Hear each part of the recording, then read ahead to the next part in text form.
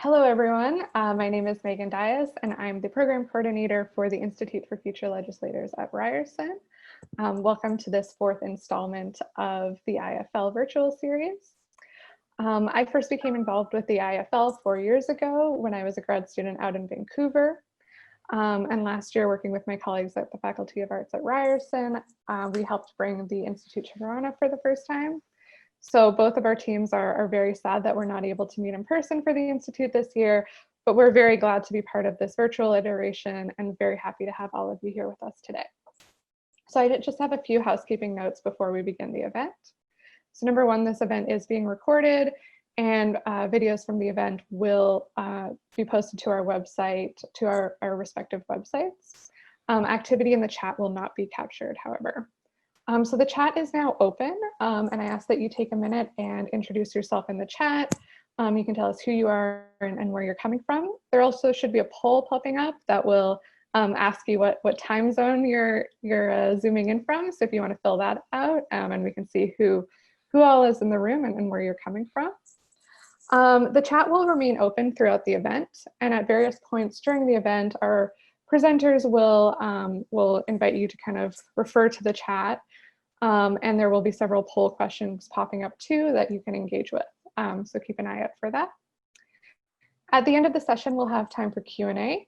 The way that's going to work is you can send me your any questions that you might have through direct message in the Zoom chat, and I'll put your questions into queue and then let you know when it's time for you to unmute yourself and ask the question. Or if you prefer, I can ask the question on your behalf. And I will say you don't have to wait till the very end to ask the question. If just when you have a question, feel free to send me the message and I'll make sure that's ready for you. And then finally, just a reminder to, in the Q&A and in the chat, to be respectful and mindful and hold space for everyone throughout this event. And now I'm going to turn it over to Patricia to kick us off. Great.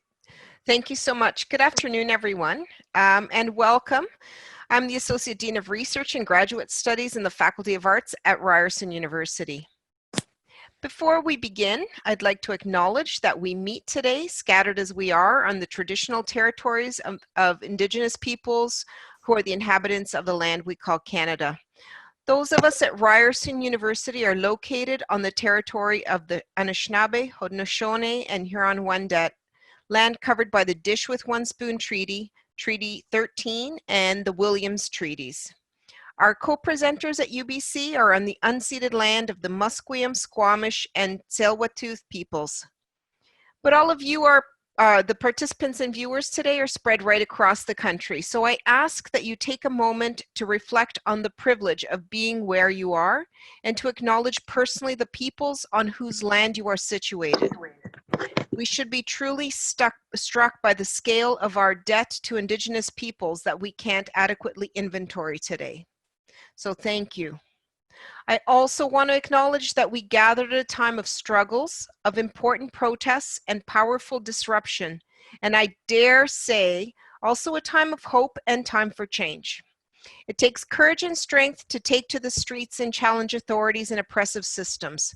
These are strong and determined people working hard for a better and more just society. Black and Indigenous peoples and communities have been trampled by our political institutions. Today, we gather to learn about important political spaces, some that have existed for a very long time, that empower diverse voices in different and parallel ways.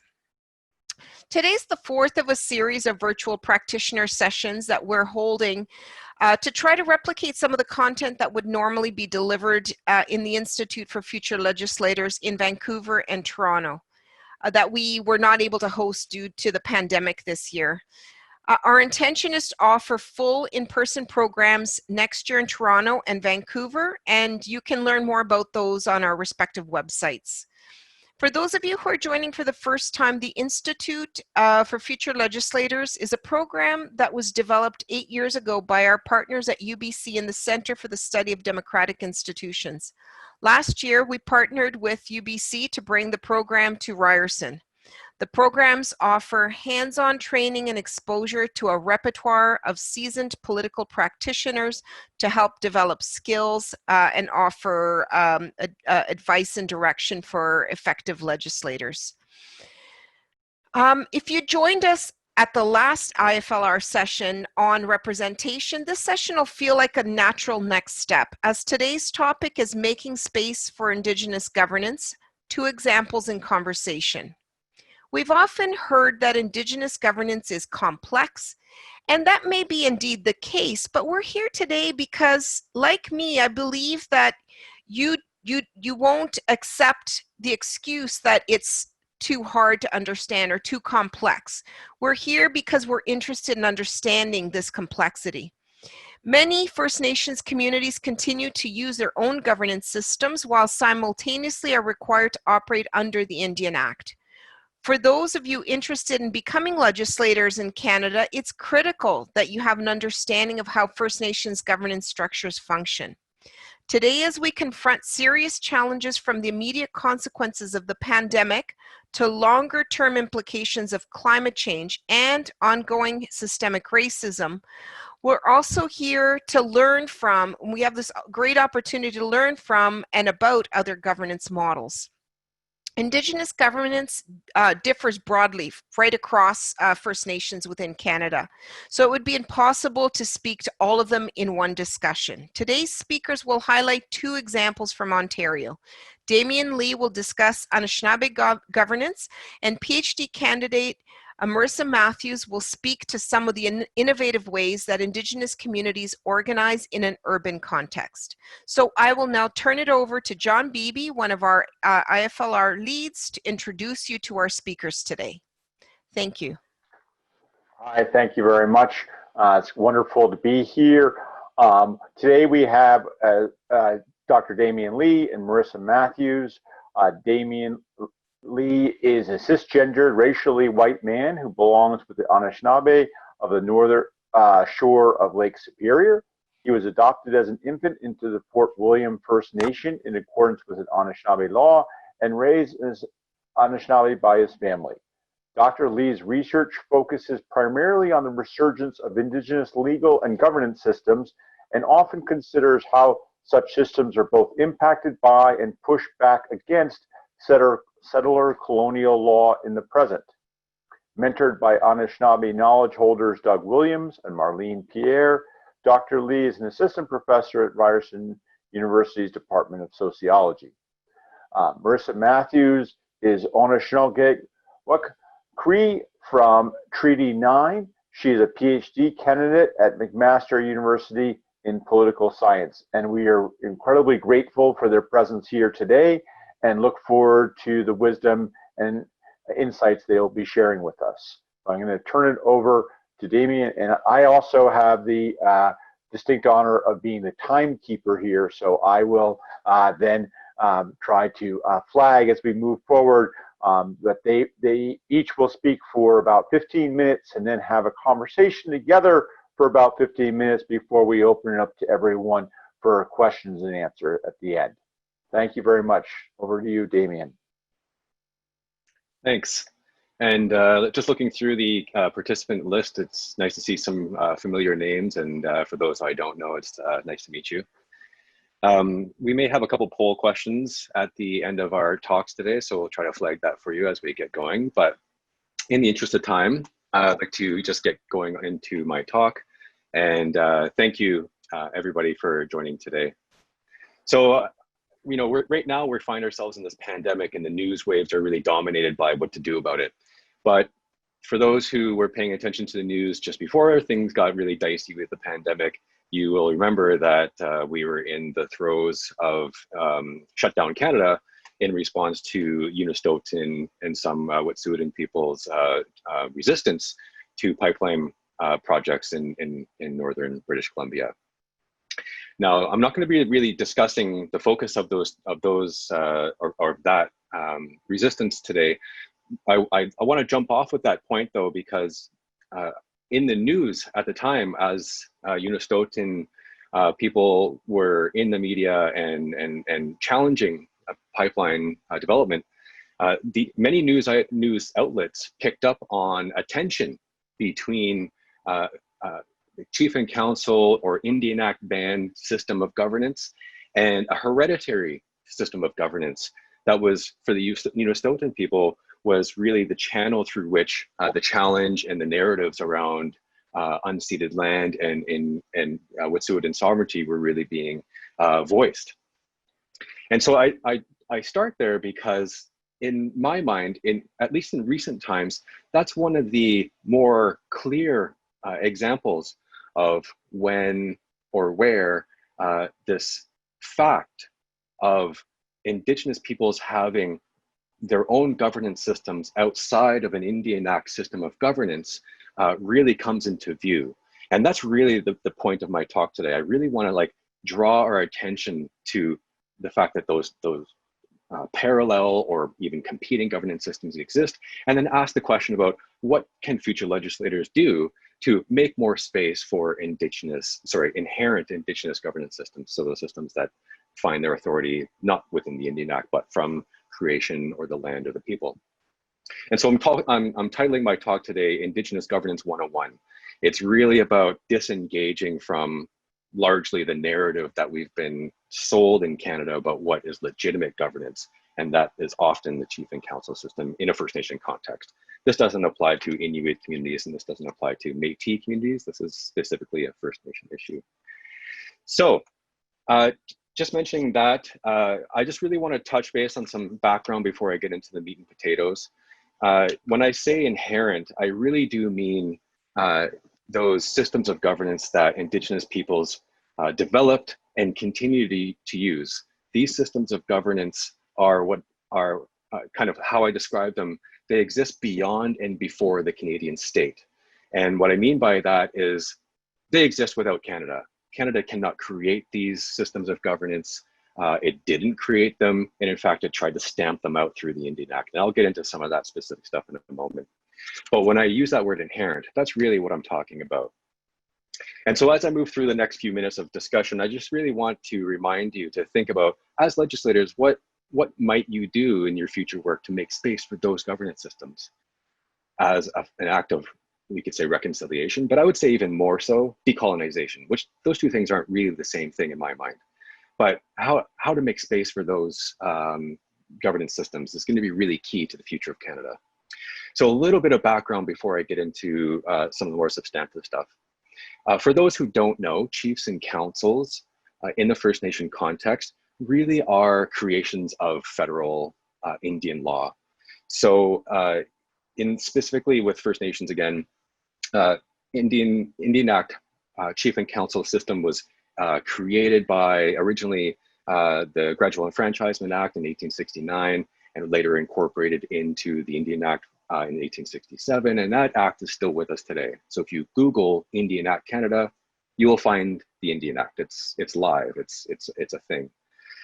So the thing to keep in mind when understanding what a chief and council system is, it was created to address what earlier settler colonialists in Canada deemed irresponsible forms of government, and it was through that, through addressing those irresponsible or what I would call inherent forms of governance, the Canadian Indian policy really attempted to replace those with an elected system of governance that is much more municipal in style and function. And so it's this kind of displacement action that's happening through late 1800s into the 1900s, and I would argue continues to do so today. And that's really what I mean when I'm talking about a chief and council system of governance. It's this creature of the Indian Act. And for those who may be on chief and council or know a lot about chief and council, I just want to be clear. I'm not saying it's the people who are in those seats that are bad, or that they're the problem individually. I'm talking about a structural issue that really is much more about colonization and the elimination of Indigenous peoples in Canada. And the chief and council fits into that. And it's just really important to stress before I move on that when the legislators thought about irresponsible forms of governance, they were really talking about inherent systems of governance. those governance systems that didn't look like European governance systems, that weren't necessarily capitalist or proto-capitalist in nature, and were really a different form of governance altogether. And so it's that assimilation or elimination element of colonialism at play. And by contrast, inherent Indigenous governance systems take different names.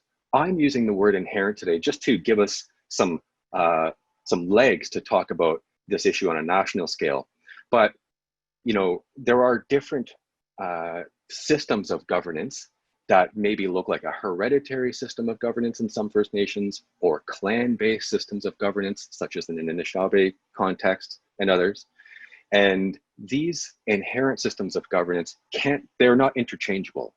You can't take, say, an Anishinaabe or Ojibwe clan-based system of governance and transpose it onto, for example, Wet'suwet'en governance systems. It's not they're not the same thing, and we can't just assume that just because they're Indigenous that they fit everywhere. There is a very large diversity of governance style and structure within Indigenous nations in Canada. The Indian Act tries to change that. It tries to make one system across the board. That's the Chief and Council system, just as a kind of sideline. So these nation-specific forms of governance are important, and they have become the targets, or they were the targets, in early legislation as Canada was developing itself into a nation state. So I want to talk a little bit about the kind of nature of these forms of governance, and I want to talk a little bit, I'll kind of end off my talk with a specific example of one I'm currently working on in terms of how to manage this question about making space for inherent Indigenous governance systems. But just to kind of give some more color to what I'm talking about when it comes to inherent Indigenous governance systems. As I mentioned a minute ago, these systems were often targeted because they weren't European in nature or form. They weren't recognized by the settler colonialists. And they were based on different values often. A lot of inherent Indigenous governance systems really were predicated on sharing wealth and taking care of community and territory through sharing and collaboration, rather than, say, a capitalist kind of approach to wealth control and more dominant kind of like top-down hierarchical kind of control of land and use of land. They were much more based on sharing and collaboration. Not a utopia by any means. That's not what I'm saying. But I'm saying in general and by nature, they are different. They're also really much more gender inclusive. So a lot of Indigenous governance systems really centered the role of women and two-spirit queer people who really had key roles to play in developing decisions and addressing problems and really managing the day-to-day governance of the nation. And under the Indian Act, at least initially, that was really a key piece of undermining inherent Indigenous governance systems. Often they were really male-centric and setting it up so only men could vote in elections and only men could be selected for chief and council seats, this kind of thing.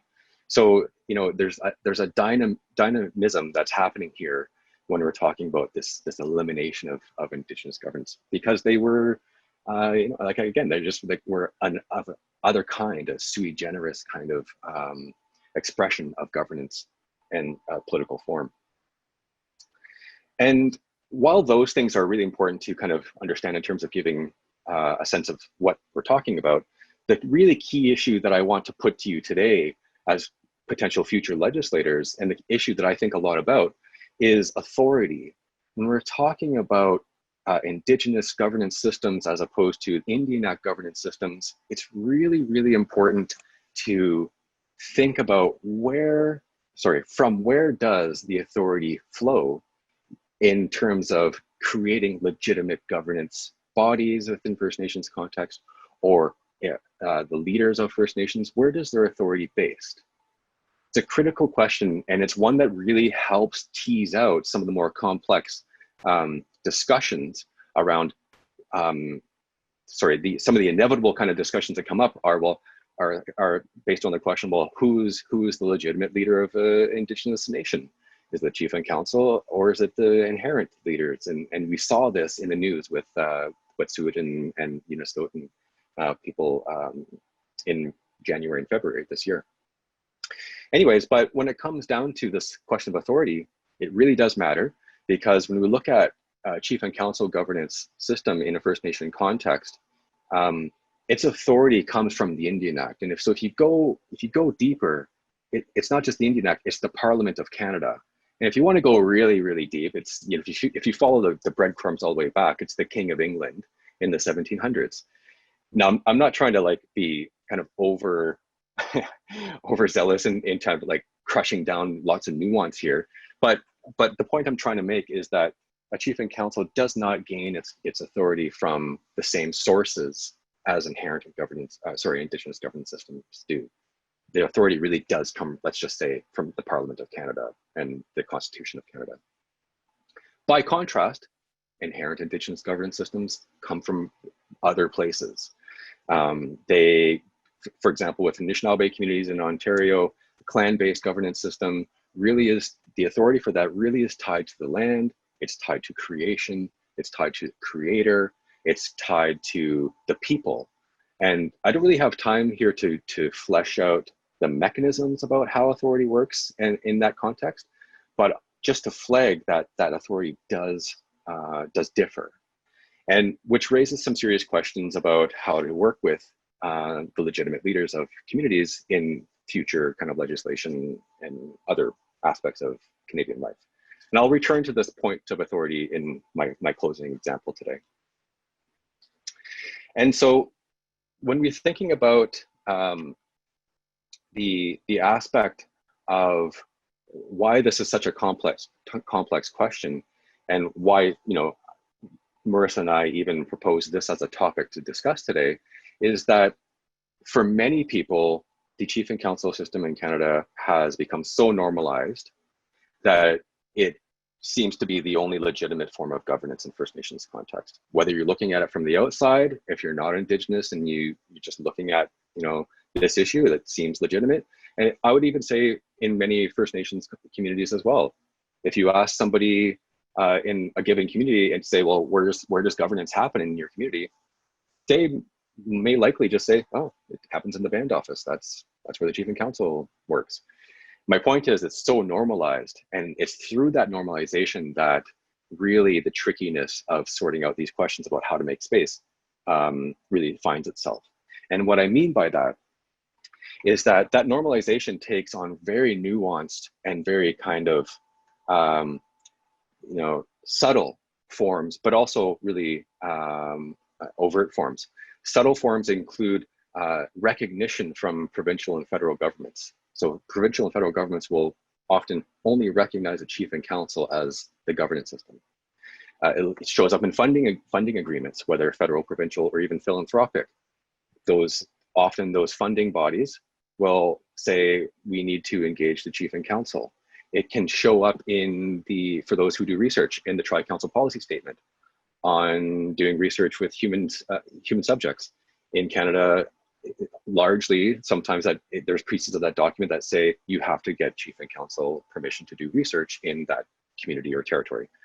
There's times where those things make sense, but if we're talking about decolonization, we're talking about challenging the status quo, there has to be discussions, creative discussions about not, I don't want to use the word getting around that. It's not about being cheeky or maneuvering or manipulating, but it's about being intentional and moving the yardstick so we can actually have a real conversation about what decolonization looks like. So in the last 2 minutes here, I'll just try to wrap up with an example. I'm throwing a lot at you, and hopefully we can discuss some of this in the question and answer period. But I'll just leave you with this one example of where this normalization and this kind of a nuance takes shape. One of the things I'm currently working through in a paper I'm writing right now is the role of philanthropic foundations putting money in the hands of inherent leaders. It's actually much trickier than it sounds. And the reason why is not because of intent or education level within philanthropic foundations. They know that these issues are real and exist. But right now, one of the big stumbling blocks to doing that, to taking that wealth, which often, not always, but often comes from the exploitation of Indigenous lands, 100 years ago, getting that wealth into the hands of inherent leaders is often blocked by sections of the Income Tax Act in Canada. There's parts of the act that talk about how recipients of foundation money must be what they call a qualified donee. And to become a qualified donee, for the sake of time, really means you have to be legitimated or authorized under another system of governance. In this case, either the provincial government, under the federal government, so through not-for-profit law or charitable status law, or through kind of agreements with foundations that let you become part of them for a little bit to transfer money to you. None of that is actually recognizing inherent Indigenous governance.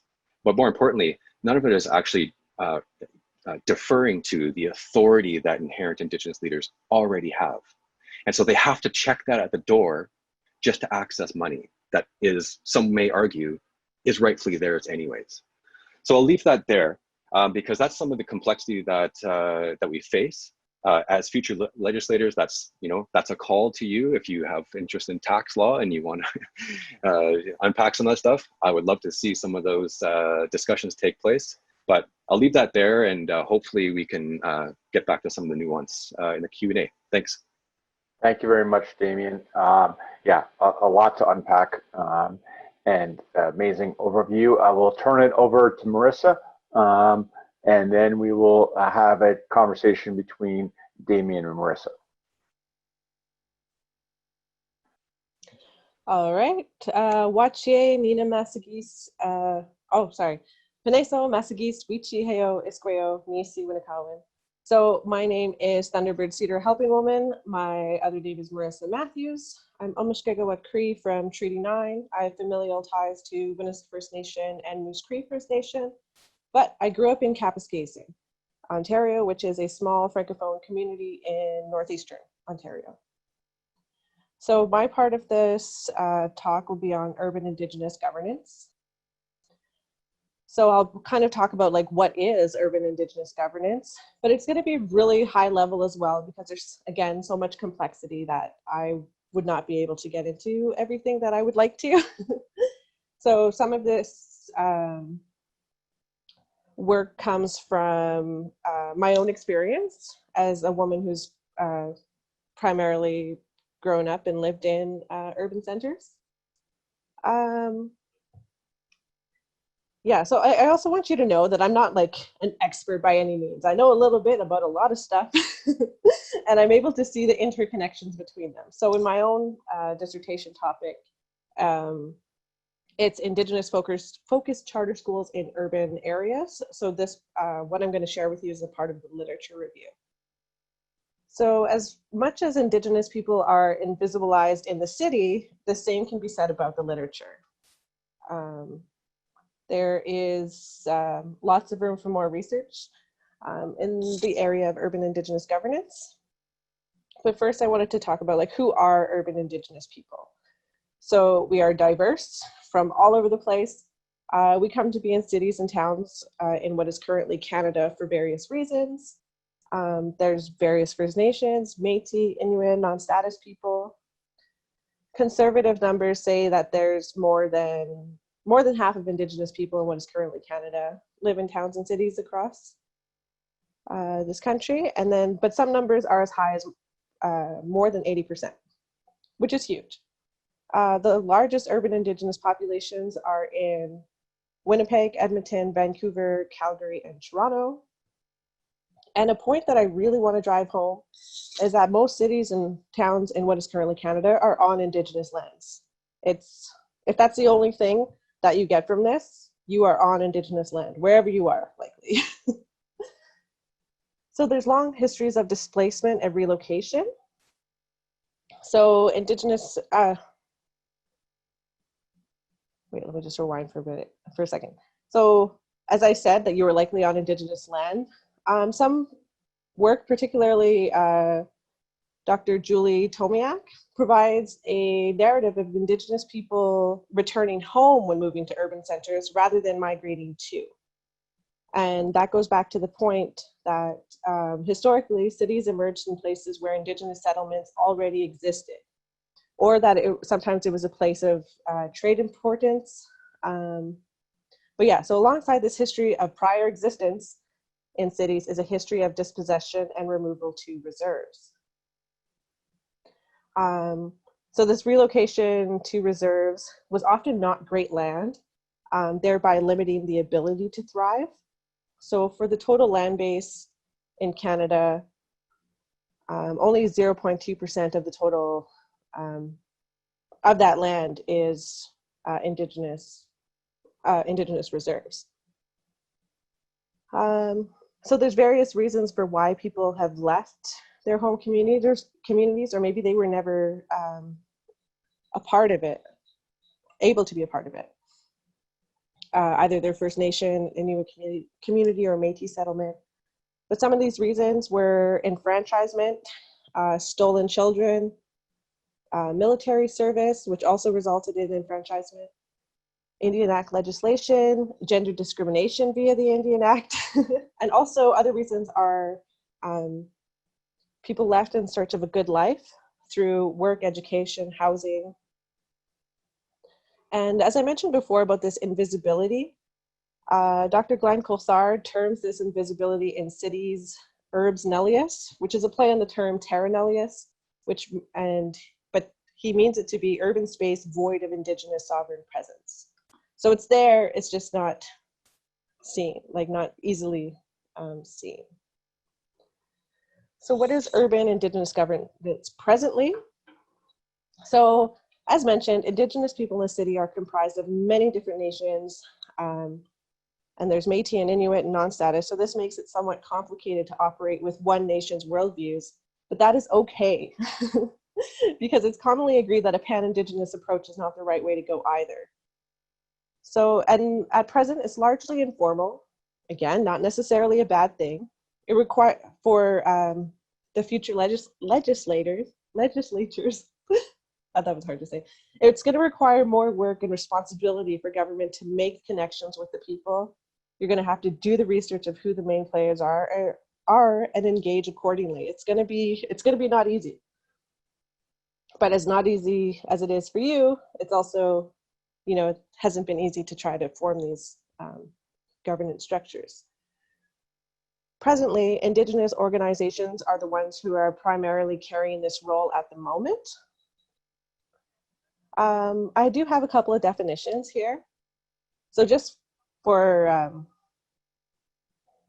to see how the definition works, a mainstream definition of governance is defined as all processes of governing, whether undertaken by a government, market, or network, whether over a family, tribe, formal or informal organization or territory, and whether through laws, norms, power, or language. All right, that's the mainstream one. So an urban Indigenous governance is the combination of all the people, organizations, and institutions and political elements that contribute to building a good life for Indigenous peoples living in the city. So there's a course offered by the University of Alberta, which you can find online via Coursera, and they have a module on Indigenous in the city, and they define governance as being generally understood to describe the social structures that determine how decisions are made and how individuals are represented in societal decision making.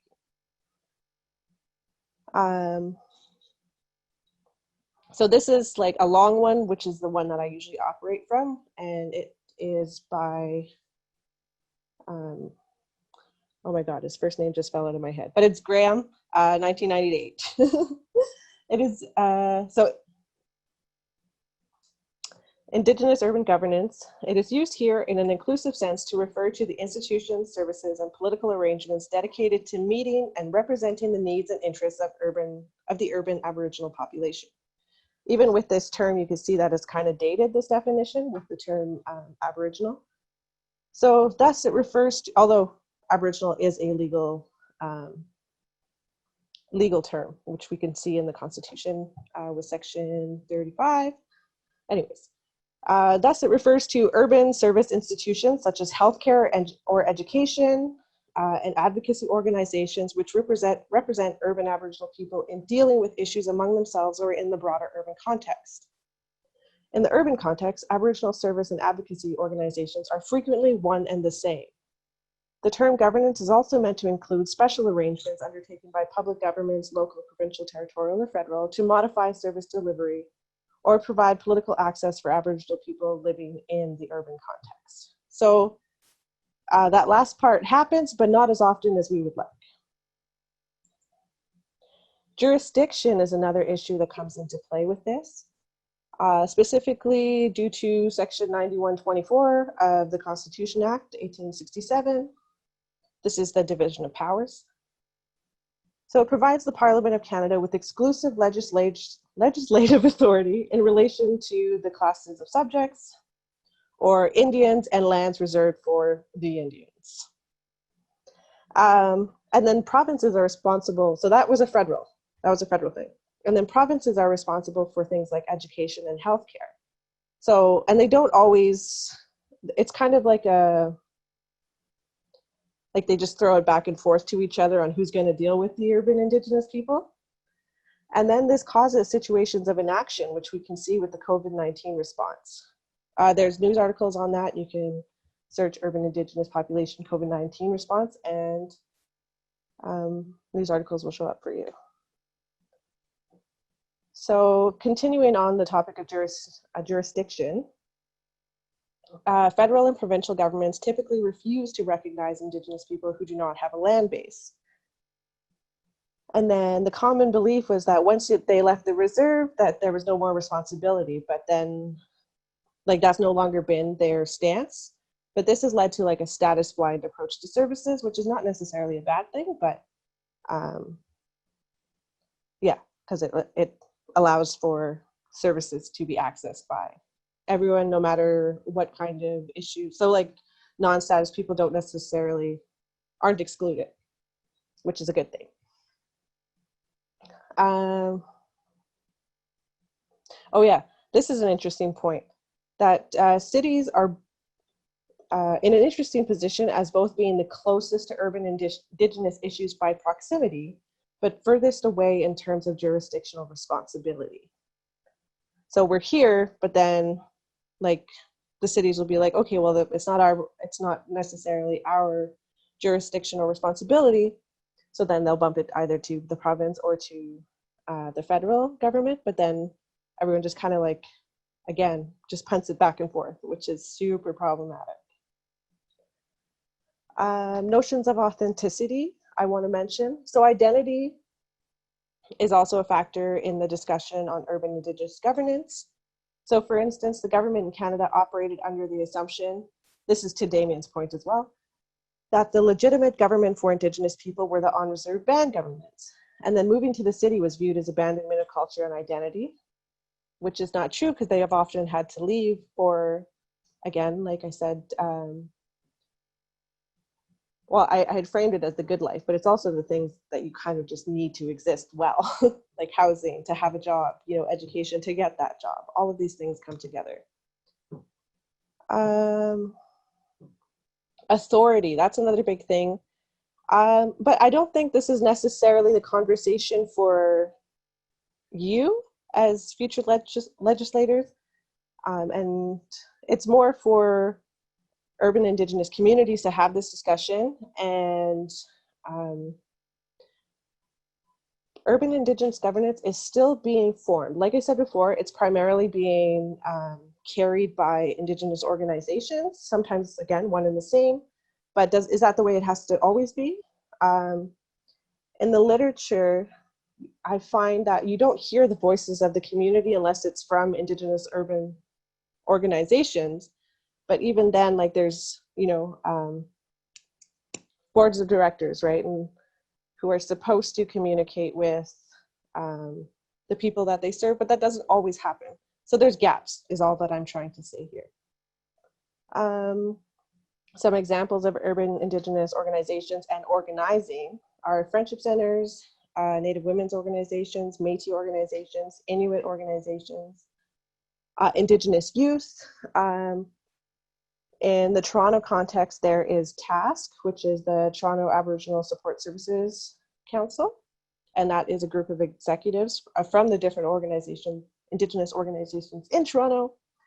There's also things like Afro-Indigenous Rising, which is occupying Nathan Phillips Square at the moment. And then as well as social media. Social media is a huge thing. Within the Toronto context, there's Urban Indigenous Toronto. There's that Facebook group. Oh, I'm running out of time. But there is, I wanted to bring attention to the Royal Commission on Aboriginal Peoples as well, because this is where, which was in 1996, this is where it's urban Indigenous issues like gets really put on the policy map. Like it was always kind of there with like different funding mechanisms, but not necessarily in the same way that RCAP was trying to do it. But there's also like varying opinions. Some people say RCAP it normalized the exclusion of urban Indigenous people by adhering to a nationhood model. But then other people would say that it was useful because they established an urban governance working group and came up with suggestions for improving urban Indigenous governance, which were self-government, co-management, and reforming municipal governments to ensure they were representative of Aboriginal residents in their areas. So those were some things, but many of these things have not fully been enacted. As I said, a lot of this content is from a literature review that I've done for my project. So some thoughts about this is a lot of it is within the system approach, lacking imagination and imagining new futures. So, but again, this is because of the way that the government only recognizes certain forms of governance. So,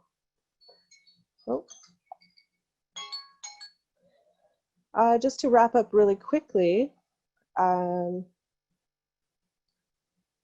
that some of this stuff is leading us into what Coulthard would term the colonial politics of recognition. So just to let you know where that critique comes from, for myself, like I'm always dreaming of new futures, like the way that things are right now would not be how they're going to be in the future.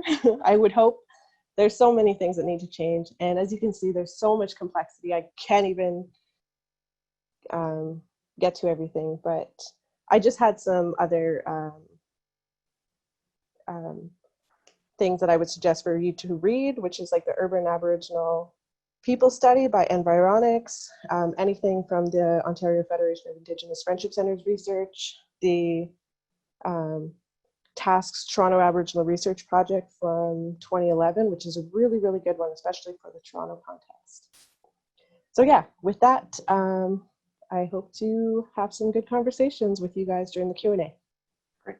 Thank you very much. And I'm sure we'll continue to unpack a lot of those issues and the complexity that you spoke so well to. So now there'll be an opportunity for Damien and Marrissa to sort of be in conversation around some of these issues, and then we will open it up to Q&A. So please share questions through the chat with Megan, and so we will have those queued up ready to go when we open it up to a more general Q&A. So I will turn it back over to Marrissa and Damien. Thank you. Thanks, John. For the audience, we do have 2 poll questions. They're very simple. We'll launch one now, and then the next one will be right after. If you want to take a breather, take a look at the questions. It'll give Marrissa and I a chance to just settle ourselves into this section of the talk as well. For the next 10 to 15 minutes, Marrissa and I will just discuss some of the points that we've put on the table, and with the focus or the hope of unpacking a little bit further for you. Once the 2 polls are wrapped up, maybe we could move to the next one if it's, oh, okay, we're good. We'll jump into it. So just what would you say? Full disclosure, Marrissa and I did discuss some potential questions for us to go over beforehand. And so the kind of style of this next section is we're going to talk about some responses to each other, but we're also going to pose each other some questions. So, Marrissa, I mean, if it's okay, maybe I'll just start. Sure. Yeah. Okay. So one of the questions that I was really interested in when leading up to the talk today, as we're discussing each other's respective talks, was really this element in terms of the urban context. I think about large urban contexts, say Toronto, Vancouver, and elsewhere, but especially with those two cities in mind, where you have such a diversity of Indigenous peoples represented. So it's not just, so in Toronto context, it's not just Haudenosaunee and Anishinaabeg. It's many other peoples, many other nations reflected there. And so when we're talking about Indigenous governance systems taking place and setting up and asserting themselves in urban context, can you speak to some of the ways that kind of manifestation of Indigenous presence relates to, say, the Indigenous nation whose city people are living on? Whose land the city is on? That's the way to put that question. What's the relationship there between the urban Indigenous sovereignty and, say, the sovereignty of, whether it be Mississauga, Anishinaabeg, or whomever? I'm going to answer this with a quick story. So when I was in my undergrad, I thought I was real smart. And then I was interviewing a leader of an Indigenous provincial organization, and then alluding to the fact that there weren't strong connections between First Nations and urban communities. And then I was quickly schooled that there is. And so yeah, maybe they're not as strong as we would like them to be, but there are conversations happening and recognition that there are the First Nations members living in the cities as well and the other people. They just might not be able to care for them in terms of money and stuff like that. So yeah, there are relationships, and then when there aren't strong relationships, I feel like you just got to continue to build those relationships with each other. And then we can also see this the question was framed a little. Can I just read the question how it was framed to me? I have my little notes. Yeah, go for it. So speaking in more political science term, how do inherent authority structures work in urban Indigenous communities? Specifically, can urban Indigenous governance exist outside of or in non-relation to the local First Nation whose land upon which the city exists? So outside of and in non-relation, I'm like, it really should not. Like, it's, again, if we're always asking people to recognize whose land they are, then we need to do the same thing. And like, even for myself, I'm not from here. I'm from Treaty 9, I'm from the north. But when I came here, I recognized the land and the territories in my own way. And yeah, it's just really about, again, like respect for whose land you're on, being a guest here, and building those relationships between each other. And it doesn't have to be in the same way that that was mentioned. Like, it doesn't have to be like a band council and an urban Indigenous organization. Like, even just in smaller relationships, like we forget that, right? Like how there are relationships between like individuals who are part of bigger communities, right? And then that can serve to facilitate even bigger the other relationships as well. Yeah, I will leave it with that before I start rambling. Yeah, no, it's great. Thanks. Do you want to ask me a question, or do you want to go deeper? No, I did want to. So what? Oops, I lost my question. So for you, how might legislators account for settler colonialism when engaging with First Nations on matters of governance, interjurisdictional issues, and treaties?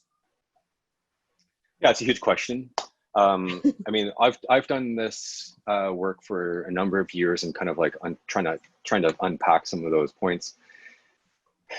I mean, maybe one that's really salient right now is often solutions to Indigenous issues, and even right now in terms of Black Lives Matter, we see one of the kind of status quo responses to be cultural awareness training and this kind of thing.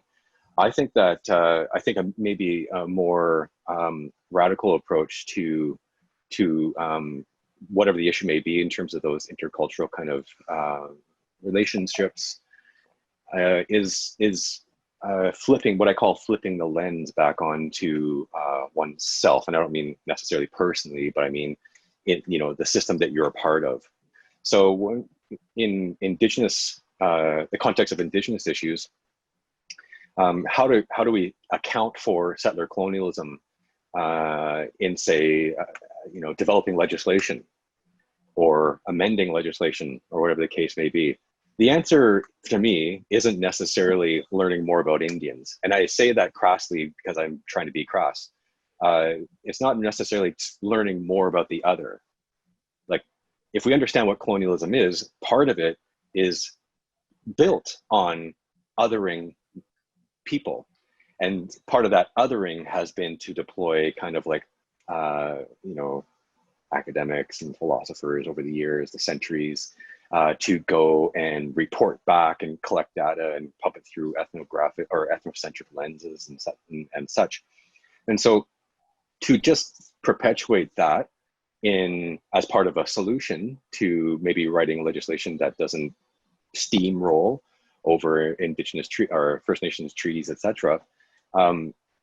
I think it is important to learn more about Indigenous issues, but I also think it's at least as important to understand the ways in which that if you're a legislator, the system that you're working within is a settler colonial institution, just like the academy is. Like, like I'm under no kind of illusions about the space that I'm coming from, but when these relationships are unfolding, to be unaware of the power and the history of those institutions that have colonial histories really impacts the conversation. It really impacts the solutions.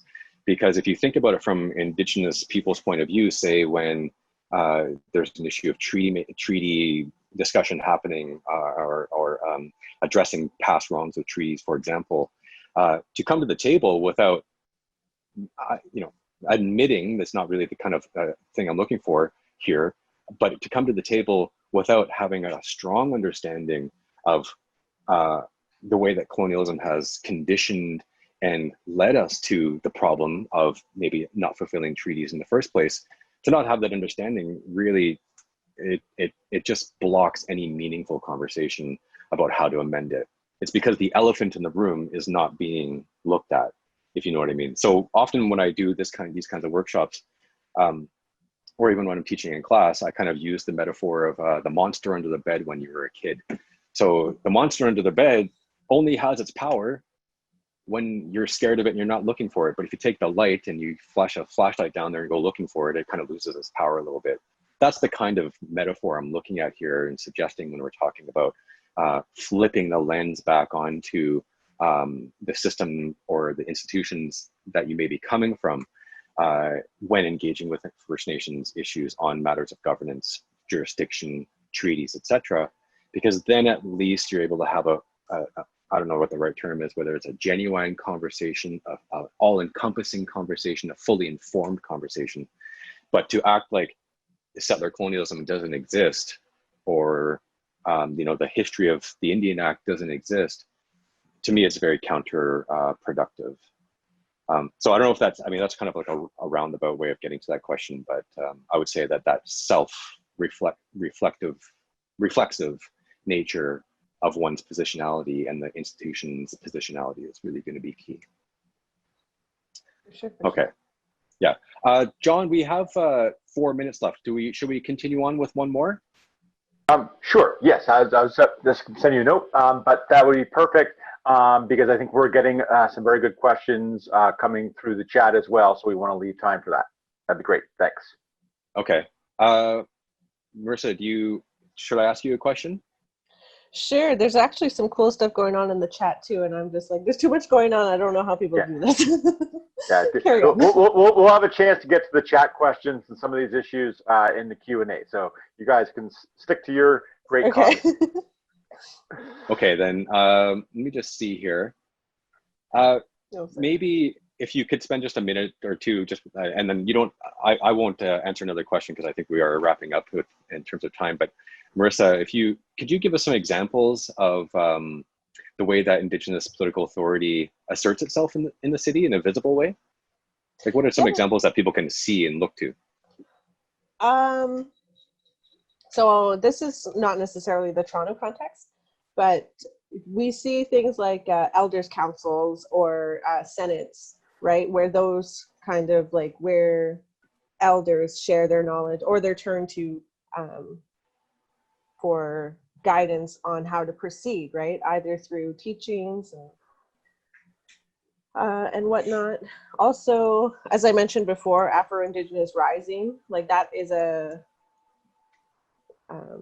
very visible way for Indigenous peoples to assert their inherent authority. And it's kind of, but it's also like there's tons of stuff going on with that, but it's just a really interesting example that I've been interested in. And yeah, it's just, I think those are like visible ways, but I think it's more of like the non-visible ways that are also super, like, not almost more important, but equally as important, right? The things that we don't see going on, like that's super important to how Indigenous governance, urban Indigenous governance is happening in the city. There you go. Yes. So before we open it up to questions for everybody, I did have one question for both of you.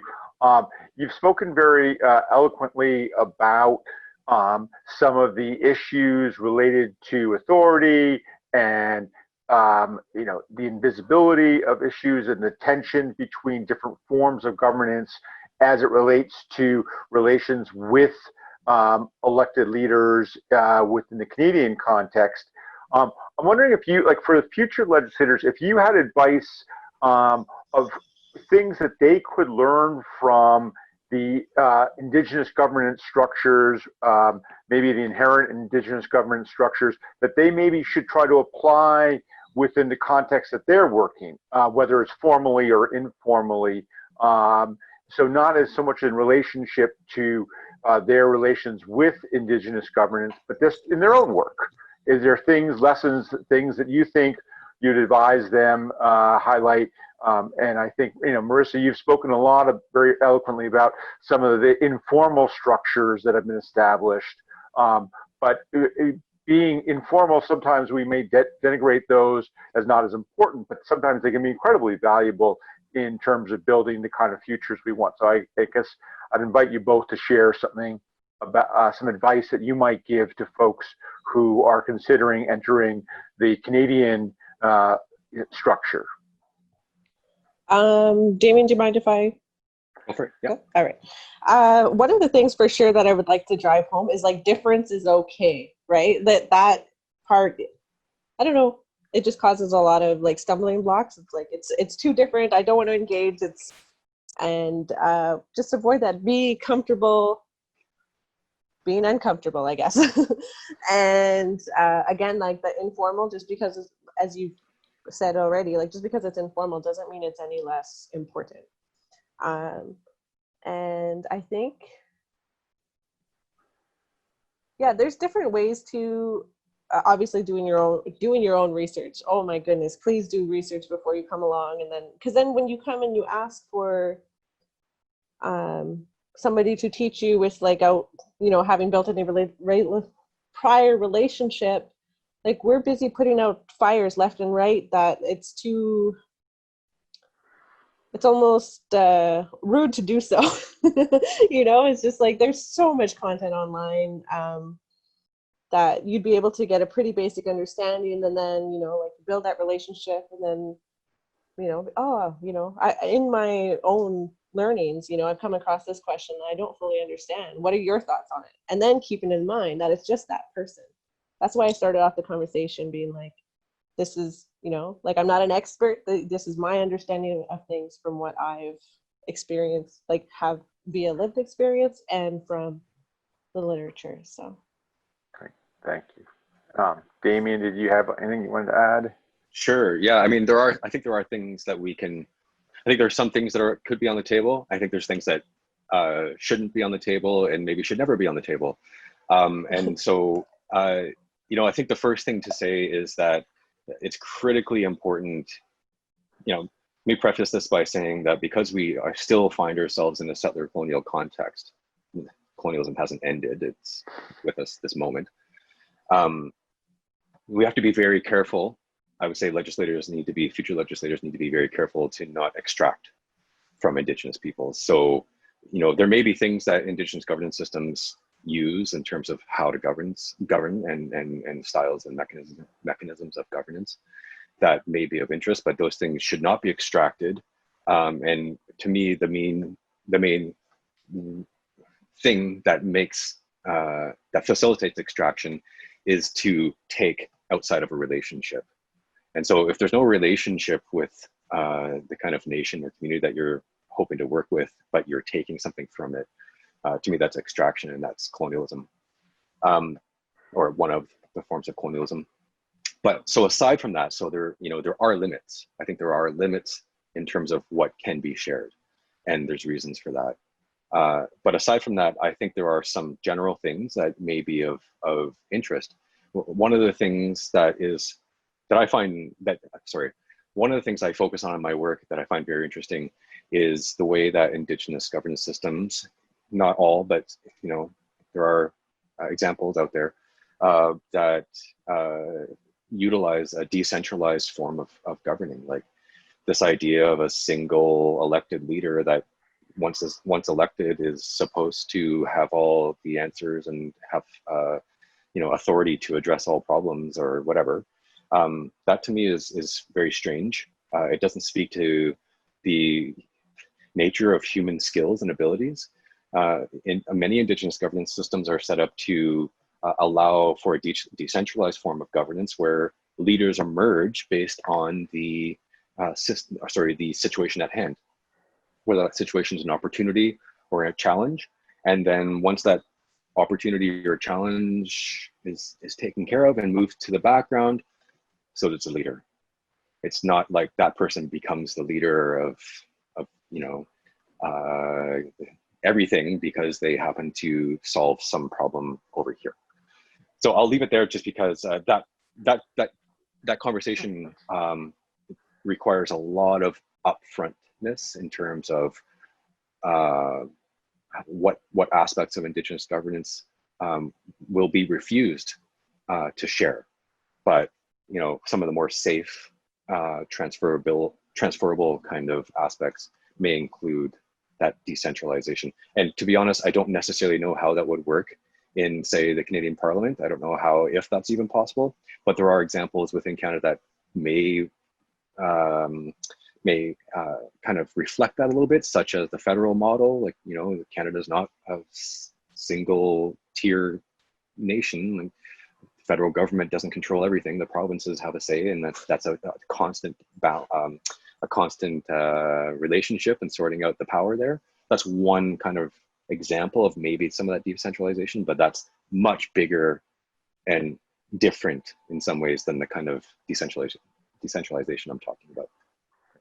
Great. Well, we have a lot of questions queued up, so I'm going to turn it over to Megan, who will be calling on folks. And because we have so many questions, we'll just ask folks to keep it brief and give Marrissa and Damien a chance to respond and get to as many questions as we can. And if we can't get to everyone, hopefully we'll have a chance to continue some of this online as well. Thank you. Okay, great. Thank you so much. So the first question is coming from Thomas Van Duerg. Thomas, if you want to unmute yourself and ask the question. Hi, thanks for speaking with us today. I'm wondering how modern treaties and self-government agreements are impacting the question of who represents a First Nation. Yeah, Okay, so I should say that I'm not an expert on the modern treaty process, especially in British Columbia. But I can say though that when we're talking about inherent Indigenous governance systems, and maybe whether it's a positive or a relationship intention, whatever that may be, in terms of the chief and council system, you know, I think that the modern treaty process today really has a chance to revisit that conversation about, you know, who is the, I don't know, it's difficult. I want to say who's the legitimate authority. I mean, technically both are. You know, the Indian Act is a legitimate piece of law. And that's the kind of funny thing about colonization in Canada, is that it's a legal process. Anyway, but that's a whole other conversation. So just to your question, you know, I would say that as the modern treaties are being negotiated and sorted out and moving forward, I would say that it's very critical that there's no default or assumption to the thing that we've all been kind of led to believe, which is that there is one system of governance, and that's the chief and council system. You know, looking right now at, say, what's happening in northern BC with the feds speaking with Unistoten people, leadership, and you know, as a separate parallel process to the chief and council system there. Again, I don't know much more than what's been reported in the news, but when I look at that, I think that that's a productive way to make space for inherent leadership in a practical sense in the context that you're talking about, self-governing agreements, modern treaties, etc. I don't necessarily know if it's the be-all end-all solution, but I think where we're at right now is if we can make that space and sort out the complexities as we go, I think that that's a productive way to move forward. I don't have anything to offer for this. Okay. I don't have expertise, I mean, sorry. Thanks for the question. Yeah, awesome, thank you. So the next question was from the chat that I was asked to ask on the author's behalf. So they want to know, what role do you think Canadian governments, federal and provincial, should play in creating space for enabling the resurgence of First Nations governments? And they do not include Indian Act band councils when they refer to First Nations. Do you want to say, Marissa, do you want me to jump in? So what role do you think? I think getting out of the way is one of the ways I would first answer that question.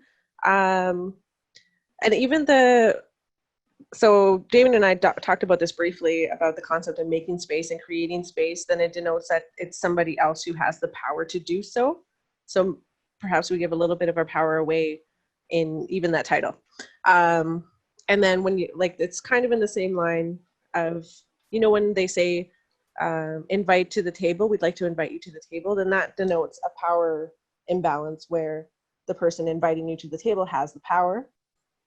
So that's where my thinking immediately goes with that. The topic, even resurgence. So resurgence, the way that I understand it, is about, and I'm thinking Leanne Simpson's thinking in here, where it's like looking to ourselves, right, for that resurgence to happen, and then going into a catharsis kind of thinking in terms of not always seeking that recognition from the state. Like, we need to do that on our own. So I don't really know what role they'll play. Yeah, that's my answer and where my thinking is at presently. Damien. Yeah, I would echo that. I mean, I don't mean to be overly kind of reductionist, but I think that the kind of spirit of getting out of the way is really important. It's, you know, the Canadian government has never been able to create inherent Indigenous governance systems.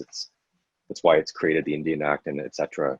And so maybe one of the best ways to facilitate the resurgence of inherent Indigenous governance, which to me is about taking up more space, is to step back and move out of the way while in relationship, especially with those nations that the Crown may have treaties with.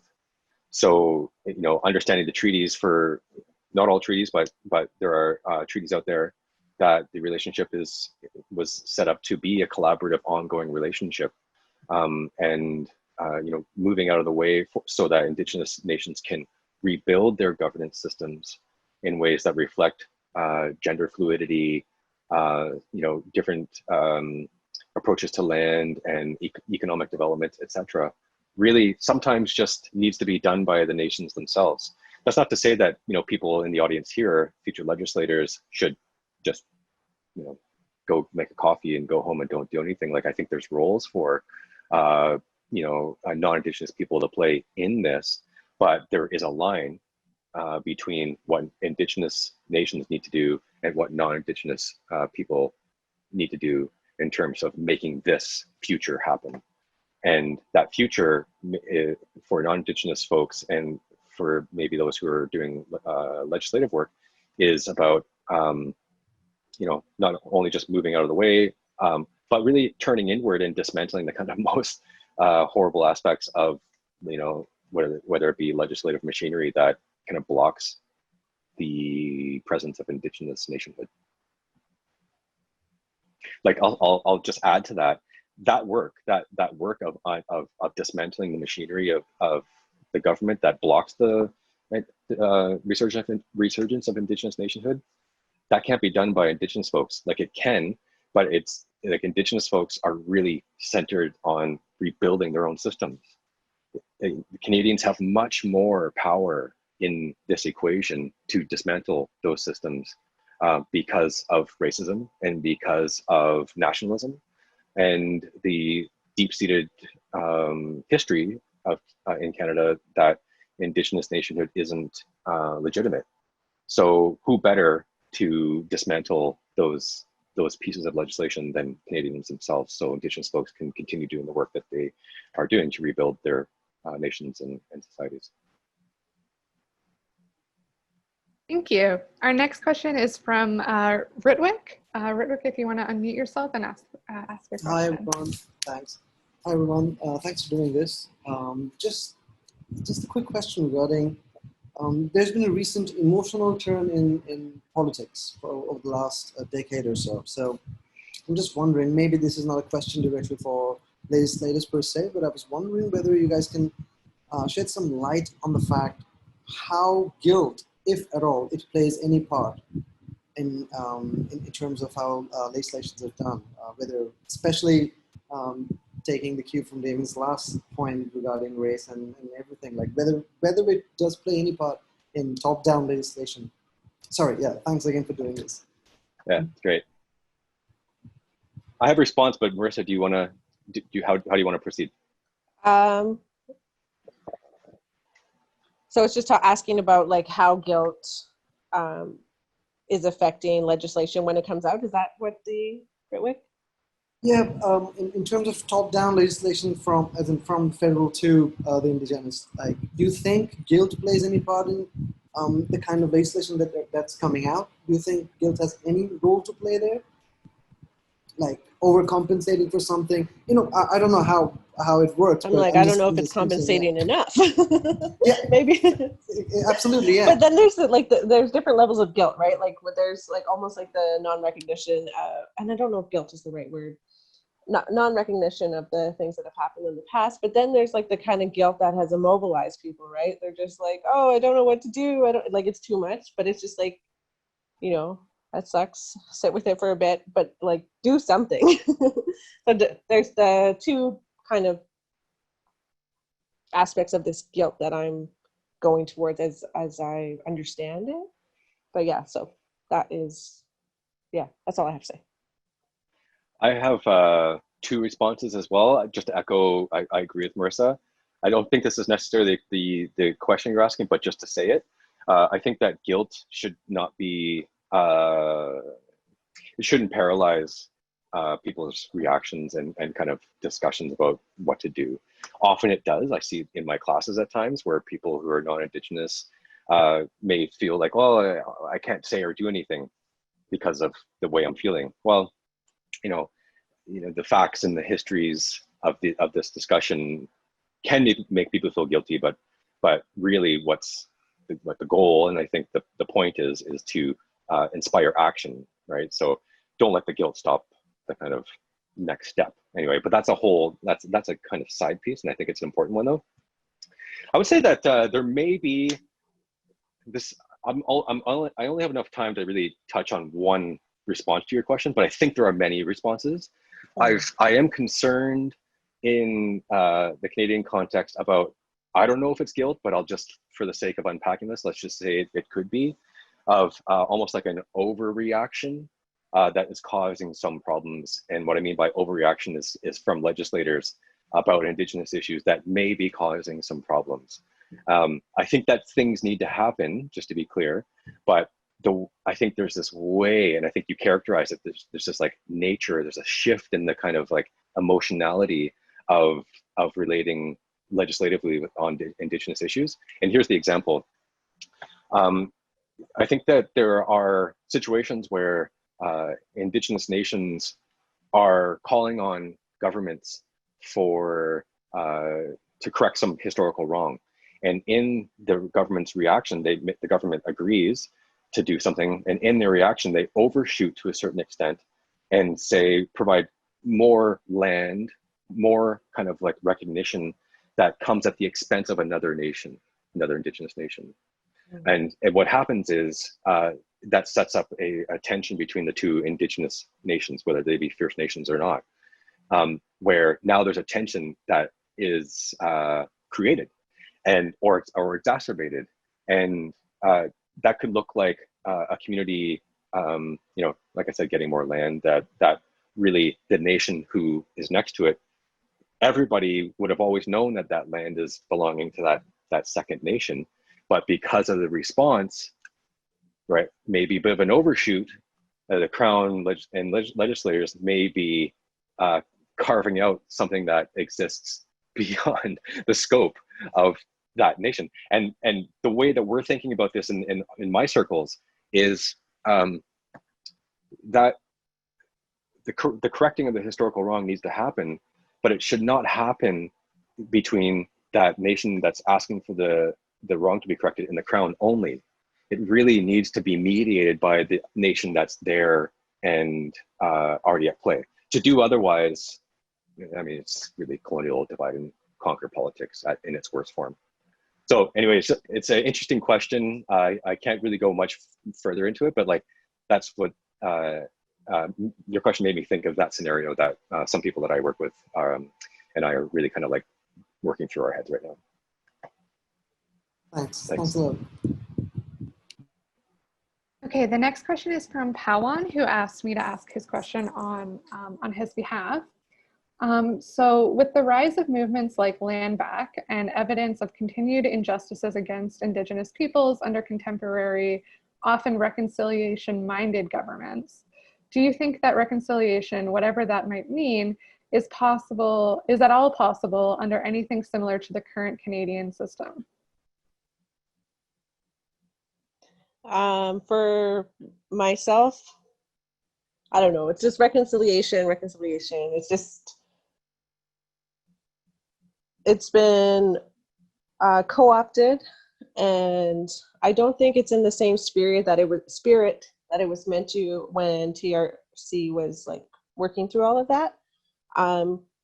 If you follow anything on like Native Twitter, you'll see stuff like reconciliation is dead, or even like reconciliation spelt like WRECK, like reconciliation. So like they're asking if reconciliation is even possible. Is that like the gist of the question? It's very long.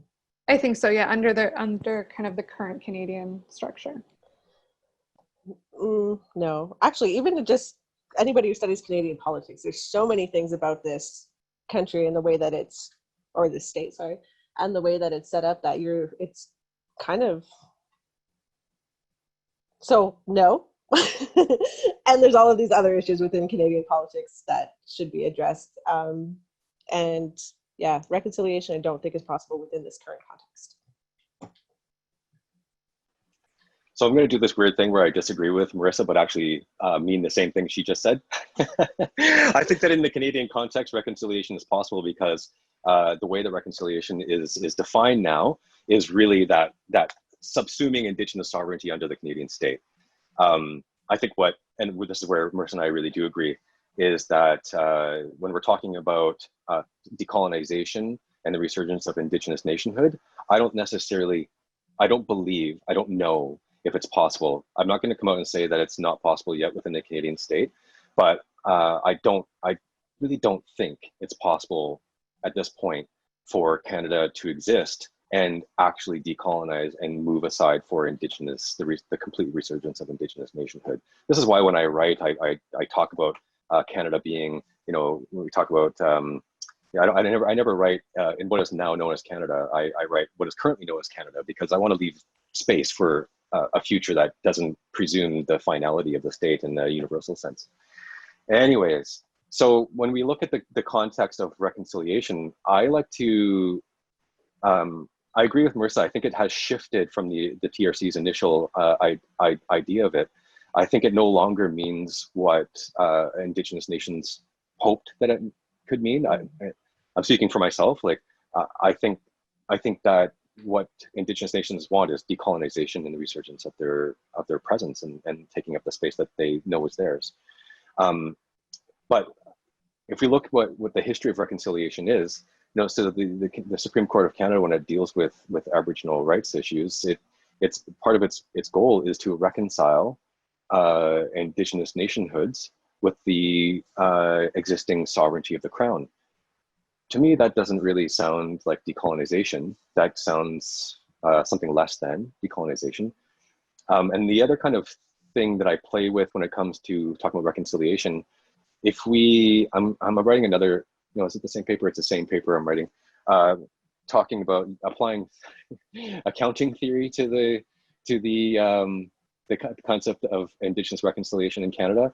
And when we're thinking about reconciling accounts, right, it's like making sense of all these things and making sure everything lines up in a symmetrical way. I think there's actually much more power and utility in remaining unreconciled.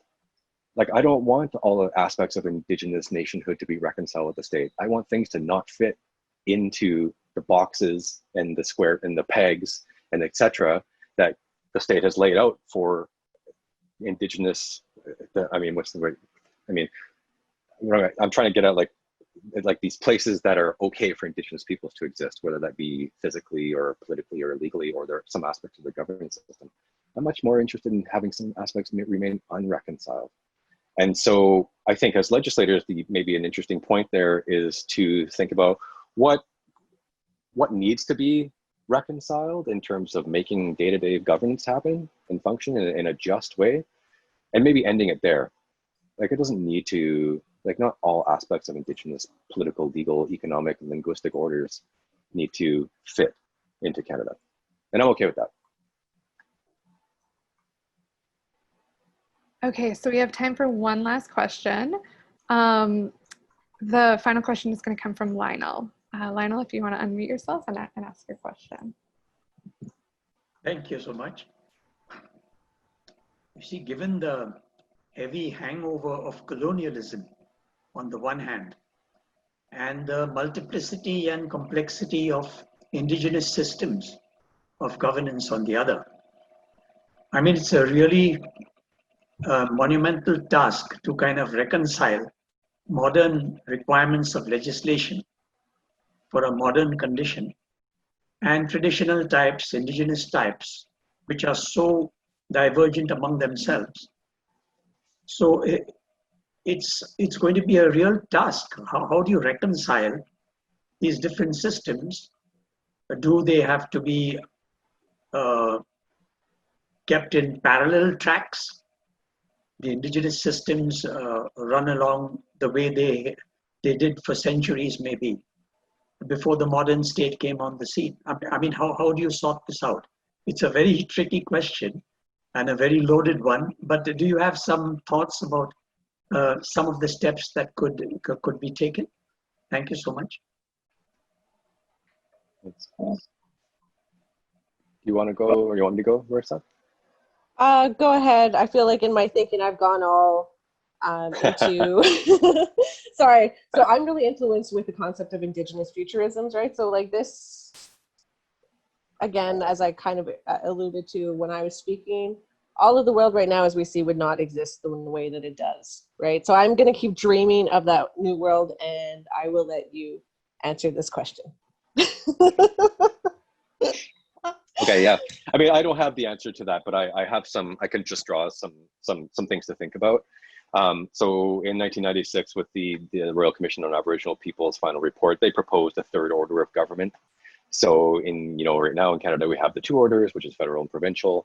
That report and that commission proposed a third order, which would be the Aboriginal order. So just like in Canada right now, we have domains of political jurisdiction. So a province has a domain that the federal government doesn't really have a direct control over, and vice versa. The commission did suggest a third order, which would act the same way. Some of the responses to that were there's no space for a third order. There's all the space is taken up. But that brings us right back to the point of this conversation, which is how do you make space for inherent Indigenous governance? There's critiques of that, and it didn't come to fruition. So I'll just leave that there. But that's one. I think that speaks to your question a little bit. There's another approach that I would put on the table, which is to reinvigorate the relationships between Indigenous nations and Canada based on treaties.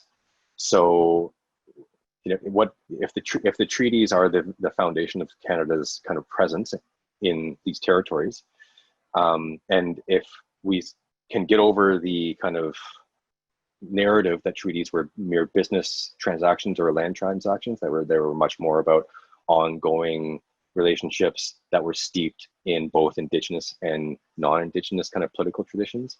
There may be a way to rethink the relationships in these territories that are based on mutuality and equity and moving away from this kind of paternalism and kind of like hierarchy that we find ourselves in, and to let the treaties do the heavy lifting around dictating, well, what are First Nations kind of jurisdictional and authoritative kind of spheres, and then as just to reflect what we talked about a couple minutes ago, just then kind of moving out of the way of that. I know that may sound idealistic to people who are really up on Supreme Court decisions about Aboriginal law and heavy into like federal legislation and in the kind of role of Parliament and whatnot. But we're here, I think, the 113 of us are here because we're interested in having a different conversation. And so it kind of requires us to think outside the box. And the nice thing about treaties is that they're there already. It's like we just got to go look at them and rethink what does a relationship look like. I'm not saying that that's going to solve every issue, but I think it's an important starting place because it was the starting place. There's a reason why that they are there. And yeah, I'll leave it there. I mean, that's two examples that I can put to you. It doesn't really solve your question. I see the complexity, but whether that be a third order of government that kind of keeps Canada intact as is with an addendum, or a rethink, which is based on treaties as opposed to kind of like colonial occupation. A couple ideas. Thank you both very much. And I mean, clearly we have just touched at the beginning of this conversation, huge, as you mentioned, complexities, but even just, understanding and naming the complexities around these issues and challenges is extremely helpful, and you've done a wonderful job of that. I'm going to turn it over to Jerry Byer from the University of British Columbia to close, but I hope we can continue some of this conversation online. And if you have questions that you didn't get a chance to answer, please tweet them at us using the hashtag IFLR, right? If Megan will, nope. What's our hashtag? We'll put it up here. There we go. IFLRU or IFLUBC. It's in the chat there. And so thank you again, and I'll turn it over to Jerry now. Thank you. Hi, everyone. Thanks, John, and thank you, Marrissa and Damien. I'm Joe Byer. I'm the acting director of the Center for the Study of Democratic Institutions at UBC. So we've been putting on the IFL for a number of years now, and of course, we've very grateful to Ryerson in partnering with us to put this series together this summer in the absence of in-person sessions. It has meant to have to fly to Toronto a few times, so that's been good. But we do miss the opportunity to connect with people. So I want to thank Damien and Marrissa very much for their comments today. I also want to thank them because there's like a kind of mini rivalry East and West Coast, so Central Canada and West Coast. And so Damien used a number of British Columbia examples, so thank you, Damien. And Marrissa cited more than once our UBC colleague, Glenn Coulthard. So it's nice to know that his work is having the impact that we all know it would have, because he's just a masterful thinker about these things. So glad to see UBC represented and British Columbia represented in some of that. So I'll just very quickly get to tell you about the next session, which is July 23rd, a couple weeks from now. Alison Brodel, who's a senior producer at the CBC, and Elamine Abdelmahmoud, who works at BuzzFeed, but also I've discovered, you might also know him from his podcast with Rosie Barton that was on the most recent federal election. But he also came out as a country music fan in Rolling Stone last week, so I was really happy to see that article by him as well. Just a very gifted journalist, and their work is cutting through the noise, mastering the elements of clear political communication. The slide is up there, so please do register for that. Our media sessions at IFL panels in the past are some of the funnest and most engaging, and this one promises to be as well. It'll be very interactive, and we have two real stars in terms of their experience and knowledge and skill with Canadian media. So again, thank you to Damien and Marrissa. Thank you to the IFL teams in both Vancouver and Toronto, and we hope to see you all again soon.